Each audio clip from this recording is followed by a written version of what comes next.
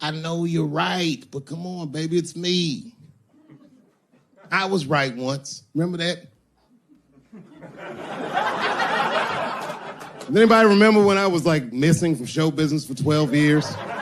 Remember when I had like this really popular show and I quit? I remember I walked away from $50 million. A lot harder than walking away from Louis' freckled dick.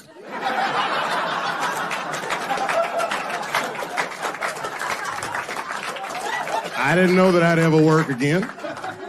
And yet here I am tonight. Did my dream die? No. I remember that shit.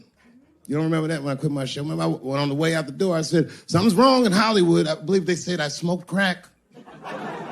That's what I remember. Remember they called me crazy. So really, you know, you're right, ladies. Congratulations. Enjoy it. And they're coming for you, bitches. They're coming for you. One person that's uncomfortable. You know who's the most uncomfortable motherfucker in the room? The nigga that's right. I was right at an orgy once. Nobody fucked me. I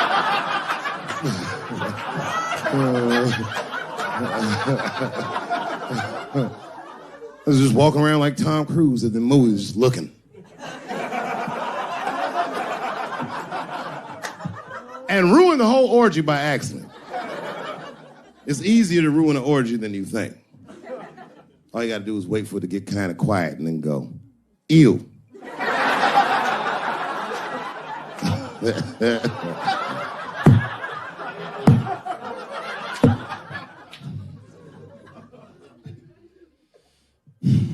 I'll tell you what happened, but I can't say it directly. There's a book to me that encapsulates my entire experience before I left the show. And the book is called Pimp. It's written by a guy named Iceberg Slim. Here, bring it up here. This is Matthew. Matthew was from France. He's white. And yet, he has an original copy of this book written by a black American who was a pimp in the 40s. Iceberg Slim, his real name was Robert Beck. He got the name Iceberg because he was in a bar in Chicago and there was a shootout in the bar and a bullet went through this nigga's hat and he still finished his drink. Pimps love shit like that. They said, man, you ice cold. And he said, I like that. And it stuck. This book is so heavy in the front. It has a glossary of pimp terms because the ideas are so foreign to the American ears. For instance, do you know what the phrase mileage on a hoe means?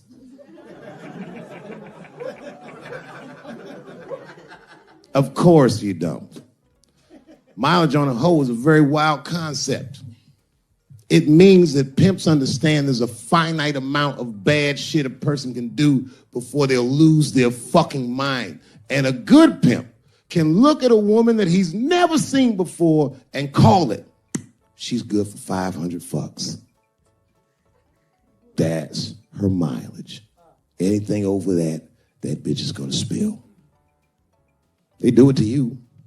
Why the fuck you think most of us work from 9 to 5?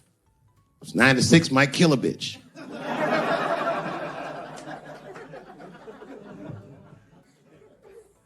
Iceberg Slim was the one that broke down what a bottom bitch was. Does anyone know what a bottom bitch is? Anyone?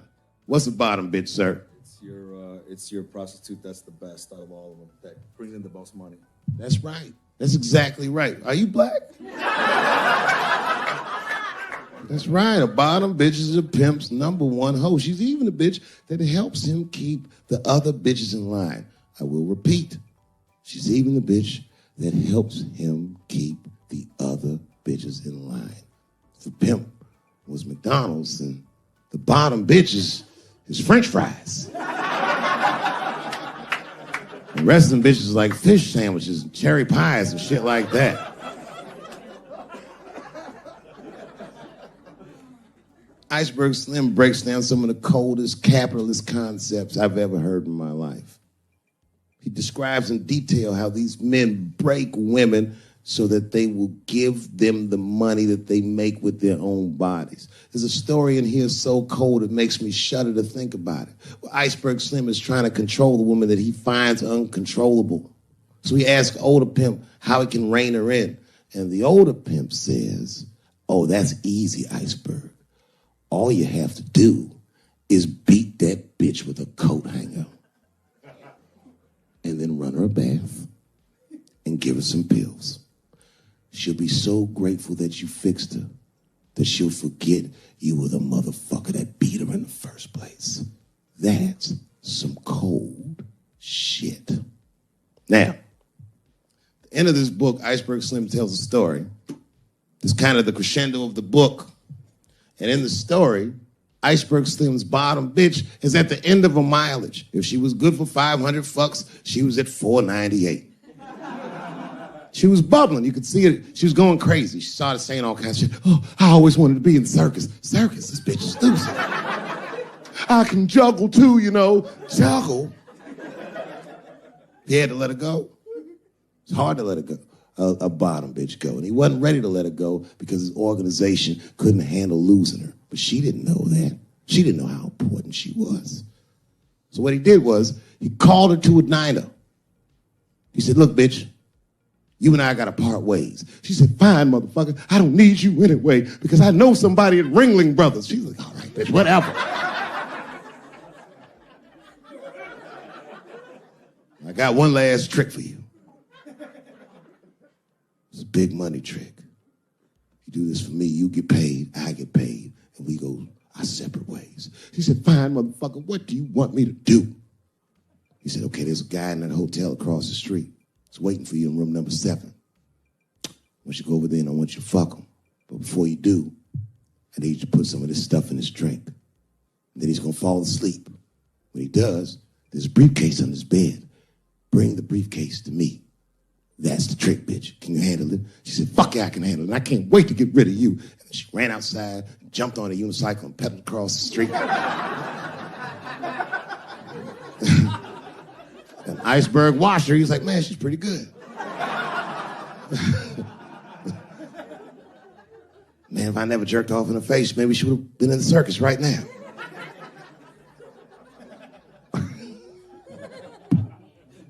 And she runs up to the motel steps and she disappears in room number 7 and she's gone for a real long time.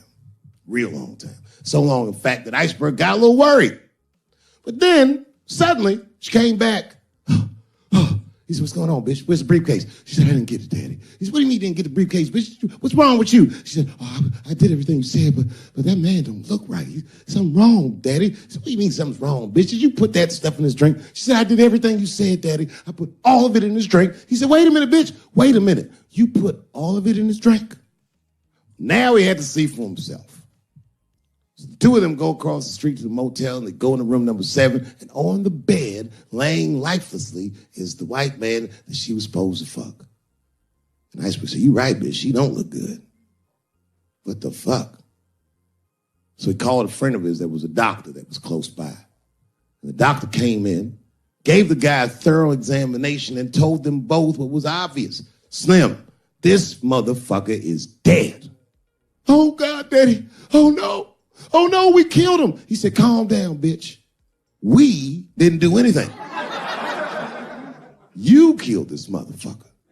And then he reached under the bed and he grabbed the briefcase. He popped it open. It was filled with money. More money than any of them had ever seen. And Iceberg took a little bit of the money and gave it to the doctor, and the doctor left discreetly. All right, bitch, let me think. I can fix this for you. I know somebody I can call.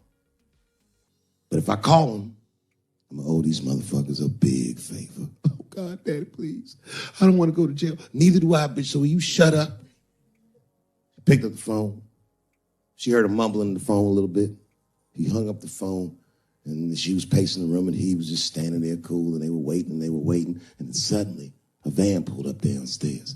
2 guys get out with a carpet. They walk upstairs. They roll that carpet out on the floor. They throw the body in the carpet. They roll that motherfucker up like a burrito. They pick that shit up, and they throw it in the back of the van. Come back up, and Iceberg opens the briefcase again and gives them a little money. He says, I'll get in touch with you guys later. They say, you're not going to get in touch with us at all. We'll find you. He said, whatever, nigga. And they bounced. Oh, God, Daddy, oh, God. He says, relax, bitch. Listen, we getting the fuck out of here. You go downstairs, you get the car. We got to leave separately. She went, she got the car. Iceberg grabbed that briefcase, waited a few minutes, looked out the window, and then he went down with her. They both got in the car, and they drove off. She was a blubbering mess. Oh, you did all this shit. He said, I told you, bitch, we didn't do anything.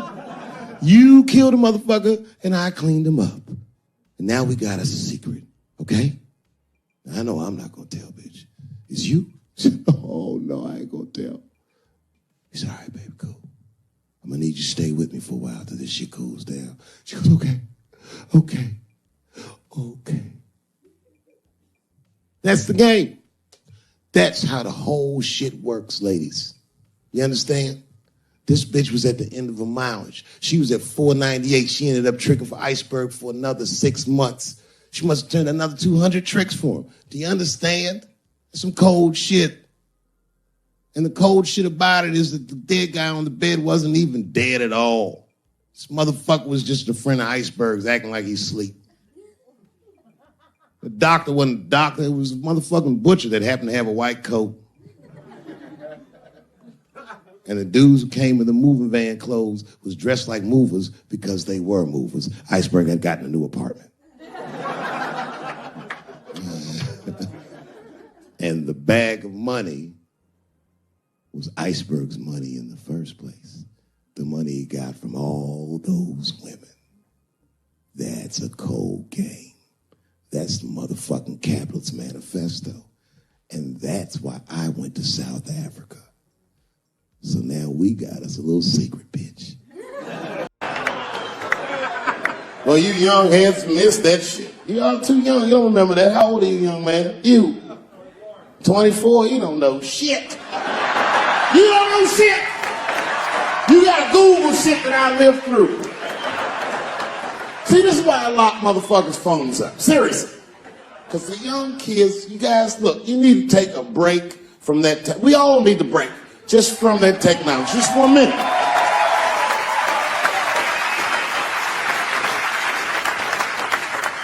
You know, I'm from a different time, young man, a dark time to you.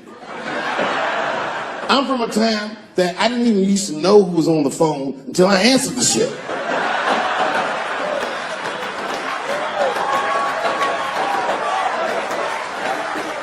Like when tragedy used to strike. I remember I was 12 years old and the teacher wheeled the television set into the classroom. You know these things? And she turned it on to one of 3 channels. And she said, class, the space shuttle is taking off and we're all gonna watch it take off. Man, that shit was going great for like 3 to 5 minutes. That's right, you remember, it fucking exploded. Right on television. Everybody on board. Dead. Immediately presumed dead. It was so bad the teacher looked at all the kids and was like, you can go home. It's a goddamn national tragedy. This was Cold War America. The Russians were laughing at us.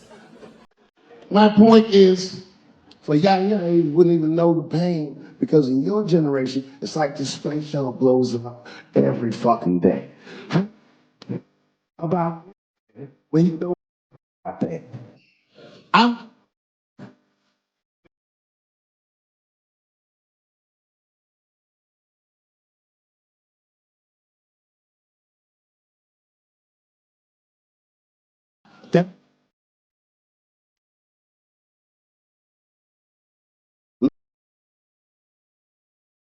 This is the age of spin. The age where nobody knows what the fuck they're even looking at. Did you know that Planned Parenthood was for abortions? It's for people that don't plan things out at all.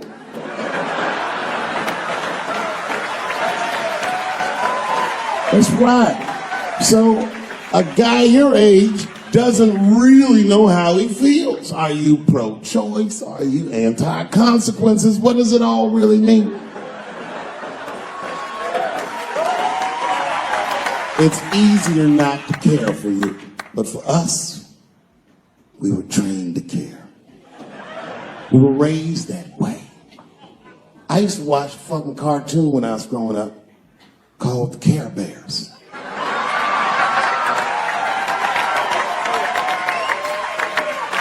It was about a fucking group of teddy bear people. They were like teddy bears, but they were like people, and they were all different colors, and they all fucking just walked around caring. They cared about each other and everything else. They all had different designs on their stomachs, and the designs told you something about what they might be like inside. Very, very loving group of beings. And when shit got real bad, as nice as those teddy bears were, they didn't get mean faces, they got determined. And the leader would say, "Come on, guys, it's time for the Care Bear Stare." Remember that shit? And them little teddy bears would lock arms and stare at the problem. And I'm not even bullshitting. Actual love would shoot out of their chest and would dispel anything that was fucked up. And when we grew up, we wanted to be like those bears. And then we got our hearts broken. So we found out that life wasn't gonna let us do that. And that it's impossible to shoot love out of your chest. However, I have shot love onto somebody's chest. You know, I'm happy really to see black people come. You know, a lot of black people don't fuck with me like they used to. But there's a lot of reasons. There's a few reasons you don't see black people at my shows. One is because obviously black people have slower internet connections. I mean, that would be my guess. I don't know what. Actually, my own actions drew a wedge between me and the community I hold so dear. A couple of weeks ago, I was supposed to be in Flint, Michigan for a charity benefit that was supposed to raise awareness for the appalling condition of the water in Flint. I don't know if you know this, but the water in Flint is fucking poisonous. It's actually making people sick. I mean, Hollywood people like, so what? At least they have water. But this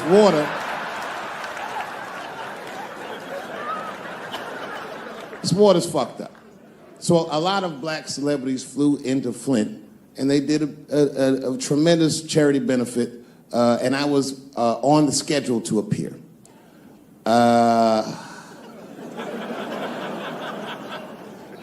So the reason a lot of people haven't heard about this benefit, it was the same day as the Oscars.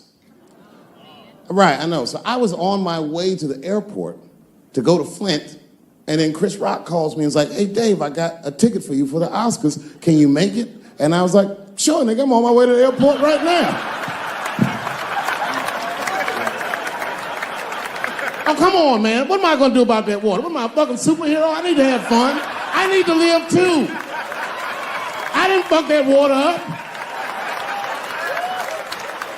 Stevie Wonder was there. They didn't need me. I'm sorry, everybody. I've never been to the Oscars. You've seen the movies I make.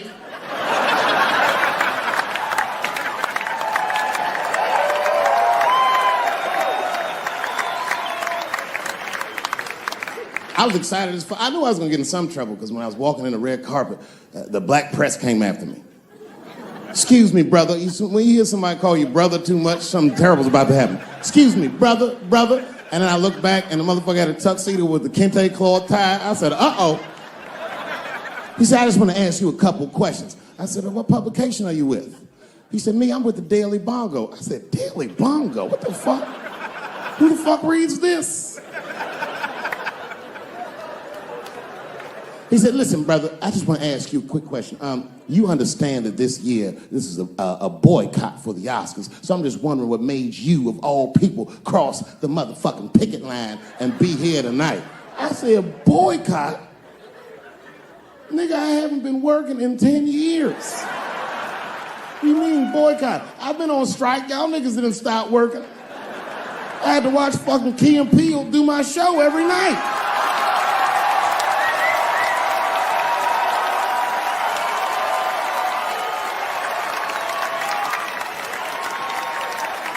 Fuck the Daily Bongo is what I said.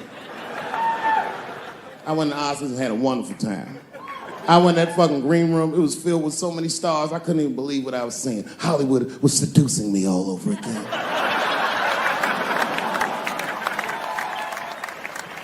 I'm one of the lucky ones. It doesn't work out that well for everybody. I saw that videotape of that lady that got beat up in L.A. in the traffic. You see that shit on rush hour traffic? They beat a black woman's ass. This woman didn't even do anything wrong. It's fucked up. It was so fucked up it didn't even go to court. The city of LA just gave that woman $1.5 million for her pain and suffering. That is not bad, considering that's the same amount of money that Marcos Maidana made to fight Floyd Mayweather the second time. And this woman obviously hasn't trained a day in her life. You can see it on the tape. She didn't come to fight. Her guards were low. She was taking a lot of shots.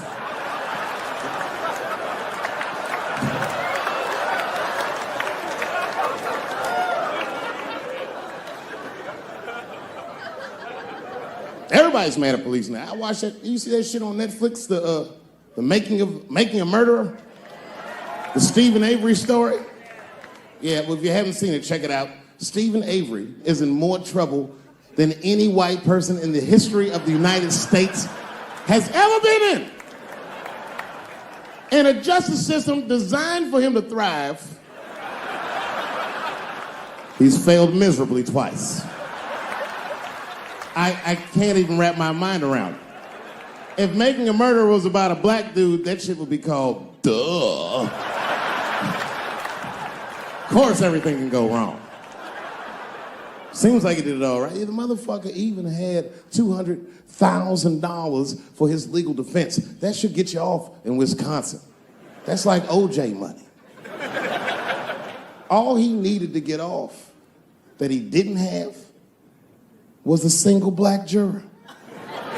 That's all it would have took.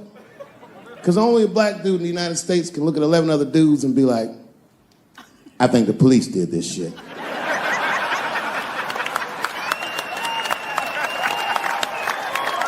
He's fucked up in the game.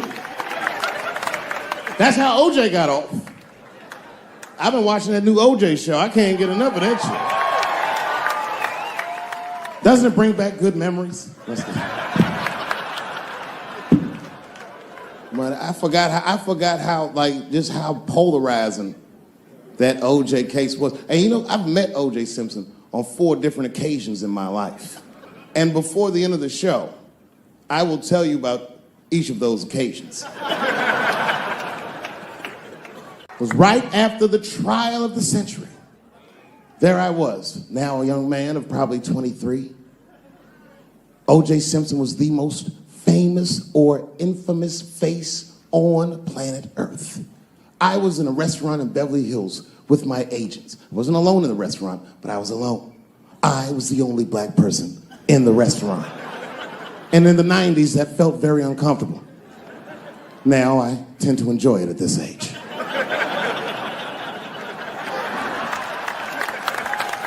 I was having dinner with my agents, celebrating a deal that they told me was lucrative, but I later learned fucking sucked.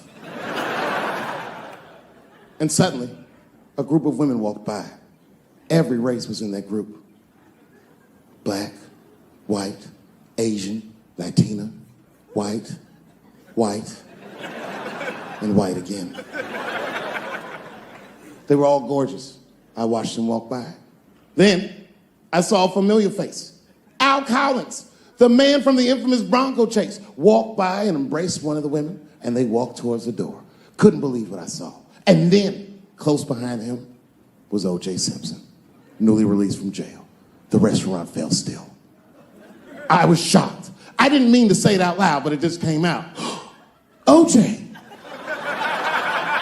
He stopped, turned around to see who said it, saw my black face, and correctly assumed it was me.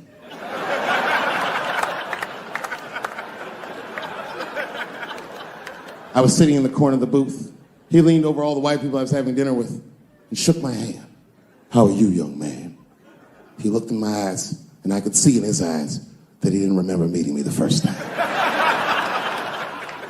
And then he walked away. And I looked back at my agents, and all of them had nothing short of disgust on their faces. And the only one with the courage to voice their disgust was a woman named Sharon, who used to represent me. How could you, she said. How could you shake hands with that murderer? I said, Sharon, with all due respect, that murderer ran for over 11,000 yards.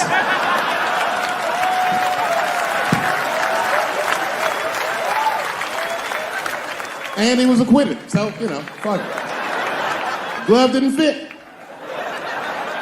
Glove didn't fit. Get over yourself.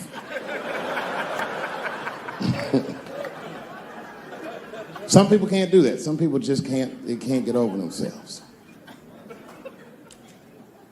Gay people have a hard time doing that recently. Here we go. Here comes the deep water. No, recently I've noticed that. I noticed it with that Manny Pacquiao controversy. It has nothing to do with sex, you understand? I need a pinch of sexual energy in a room to relax, but it's more about being out. I like the music. A few naked chicks in there, it just makes me feel good, but I'm not trying to socialize or meet anybody. Sometimes I go to a strip club and I bring a book. I do, and I sit right by the stage because the reading light is better.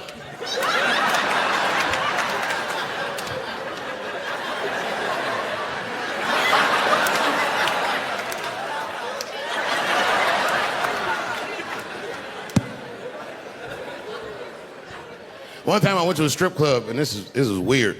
I don't know why. The stripper, for some reason, told me her real name. I know, so I left. She didn't understand. She was like, where are you going? I was like, good night, Deborah.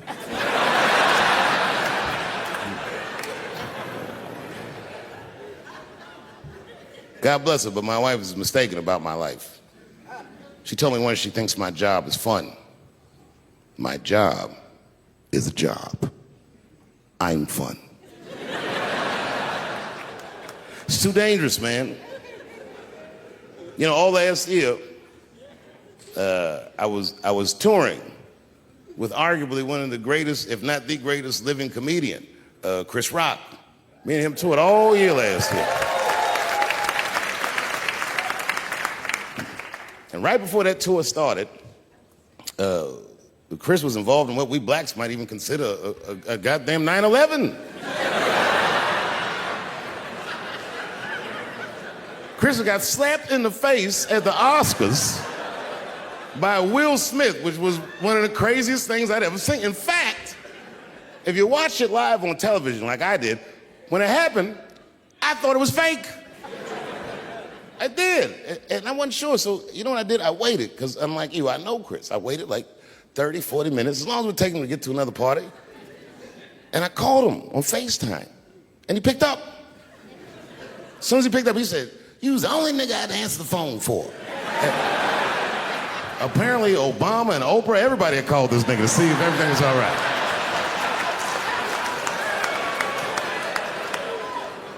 And I thought it was fake. I didn't know. So I asked him, I go, well, he said, what? I said, well, did it hurt? And he said, yes, nigga, it hurt. And then I knew that it was real. And then, and only then, was I offended. And I wasn't just offended that he got slapped. That was only half of it. The real offensive part was that after he slapped him, this nigga Will just sat down and enjoyed the rest of his evening. It was crazy. It was just...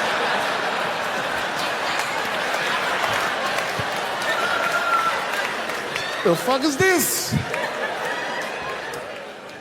And then all year, we was touring, and I couldn't wait to see what he was going to say in his special about this slap. And I toured him all year, but the night he taped his special, Chris was one of these guys that's crafty. You never know what he's going to say until he really says it. So I went to see him tape his special. He taped it right up the street in Baltimore. Now, you guys are from D.C., so you know about Baltimore. We all know that through the years, D.C. has been through some very, very tough times. Sadly, Baltimore is still in a very tough time. Not everybody in the world really can understand the depth of Baltimore. Baltimore is so desperate that Tupac and his mother moved from Baltimore to Oakland for a better life.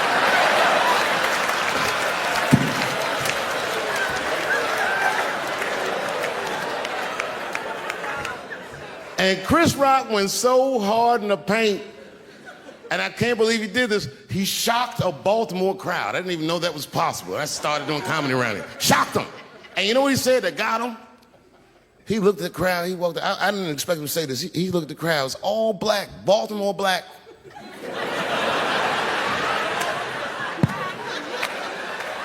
Even if you rich and black in Baltimore, you know them niggas is traumatized about something. And Chris shocked him, and this is what he said. He went to that crowd. He said, I refuse to be a victim. And the crowd said, oh.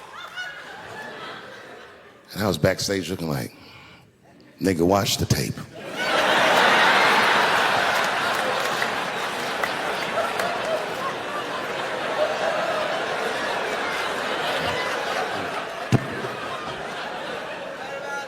I know it's fucked up, but I tell you the truth. You know, everything's funny. Everything's funny till it happens to you.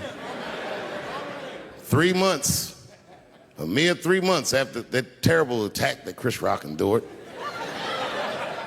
I was on stage at the Hollywood Bowl, and a lunatic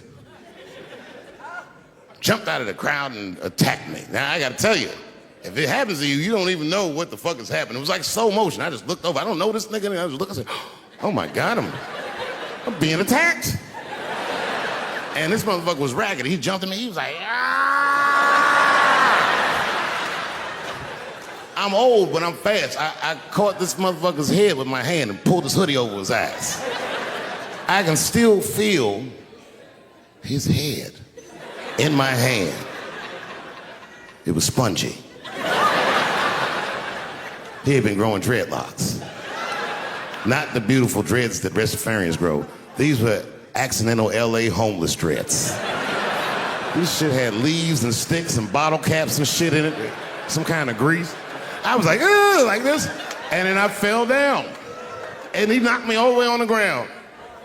And I was like, man, this is a bad situation. I don't know if I'm gonna die or what's gonna happen. But in that moment of vulnerability, you know what occurred to me that had never occurred to me before in my life? In that moment, it occurred to me that bodyguards should not wear dress shoes to work. Travis! This nigga Travis came out slipping and sliding on some kind of beautiful loafer and fell flat on his back. Pop! I said, oh my God. Now both of us are down. I gotta handle this shit myself. So I popped right back, boom. And then the kid that knocked me down, he popped out, boom, and we looked at each other and realized at the same time, I was bigger than him. And that motherfucker took off running. And I started to chase him, and I said, fuck him. I picked the microphone up. So I'm gonna finish this show now. That's right.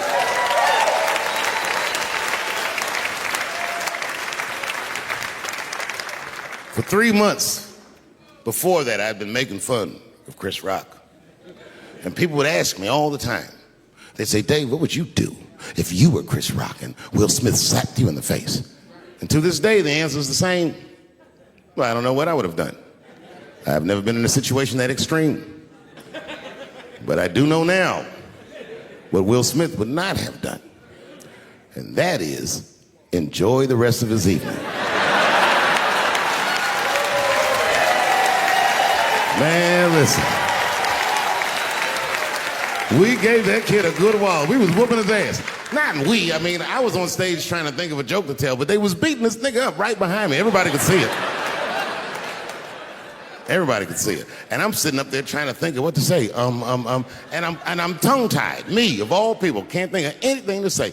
Look at my karma. Just that moment. Of all the people in the world, Chris Rock walks from backstage, walks up to me in front of 20,000 people, grabs the mic out of my hands and looks at the crowd and goes, "Was that Will Smith?" Man, motherfuckers fell out of their chairs like. I was standing there looking stupid. I was fucking furious because I'm thinking in my mind, nigga, this is my attack. You got attacked 3 months ago. Now you have jokes. So I snatched the mic back from Chris and tried to get one off, but my shit did not go good at all.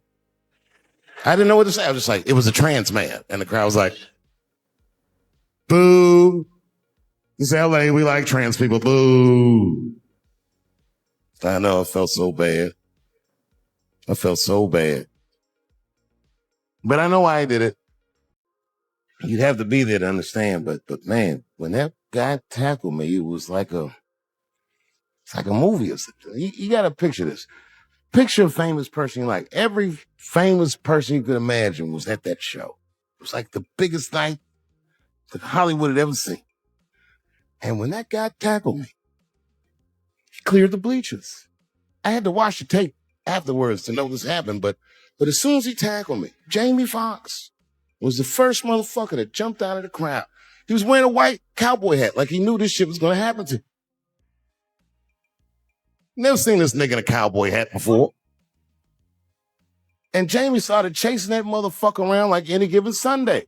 And that kid was fast as shit, was juking and shaking, and they broke Jamie's ankles, and he just kept running. And then Jon Stewart from The Daily Show ran from backstage and jumped at this motherfucker like Super Jew. He was like, ah! And the kid seen John coming, so he jumped back, and John went flying that way. And this kid was fast, and then he turned around. He sees the emergency exit. He starts running for the emergency exit.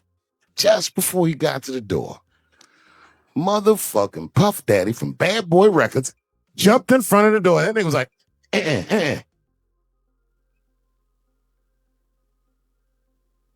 Boy, Puffy got that motherfucker.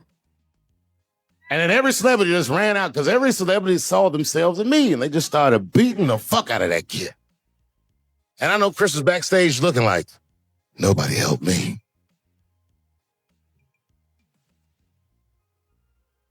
Everybody hates Chris.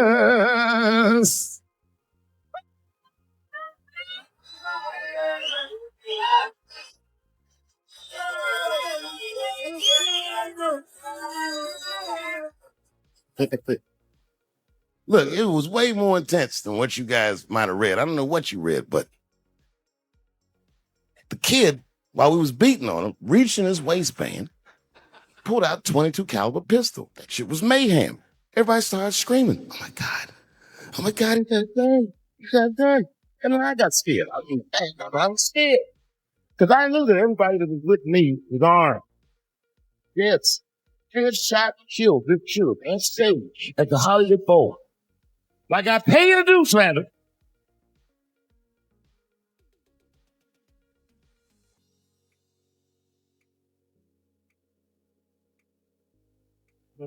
We got black wrestling or give a hand. And then it was something like this, tried to change it around and be cool. So he pulled trigger, and it wasn't a gun. A knife would pop out of the front. That's the skill. Some scary shit. So the next night, I didn't have a shit. So I got to get right back on stage and get shot. Someone of the audience screamed out, "Hey, what happened with the attack?" I didn't know. Journalists, all set. So nigga had a knife that I said, "Find his gun." I got 6 more weeks of bad press for that joke. I didn't even do nothing to it and say, that's not right. That was not right. And then the New York Post went to the jail and interviewed my attacker like he was some kind of hero. And I read that interview. Turns out the entire attack was my fault. Yes, that's it. I had done jokes by homeless. Turns out some man was trying to say I didn't so well, don't they? But I will say, for home, it had helps.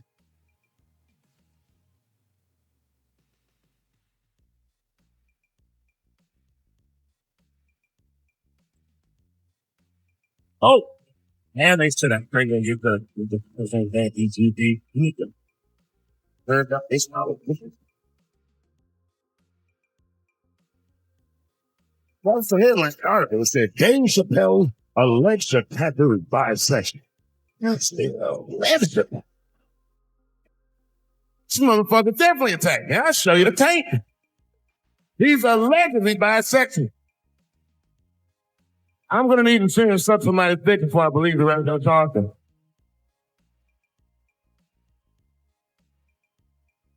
I read that shit in the paper. I was